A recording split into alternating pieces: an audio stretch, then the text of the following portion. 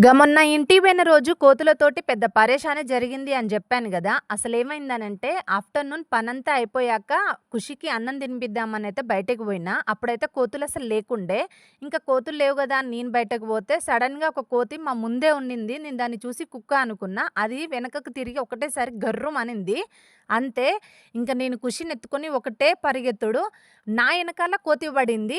ఇంకా ఖుషి మాత్రం ఫుల్లుగా భయపడింది. అసలు జంప్ చేస్తే నా మీద దూకేదే. కాకపోతే ఏ దేవుడు దాన్ని ఆపిండో తెలీదు గానీ, పగ్గం పెట్టి ఉరికొచ్చి మళ్ళీ ఆగిపోయిందనమాట సడెన్‌గా. నేనైతే అంత పరిగెత్తుకుంటూ ఒకటే అనుకున్నా. బై మిస్టేక్‌లో కోతి గనక నా మీదకి దూకితే నేనైతే ఖుషిని ప్రొటెక్ట్ జేయాలి. కోతి నన్ను గరిచినా పర్లేదు అనుకున్నా.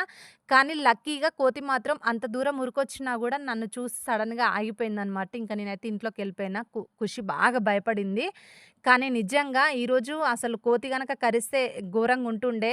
భయం ఇప్పటికి తలుచుకుంటే అయితే మస్తు భయమేస్తాంది. మళ్ళీ ఇలాంటి పరిస్థితి అయితే రావద్దు అనుకుంటున్నా.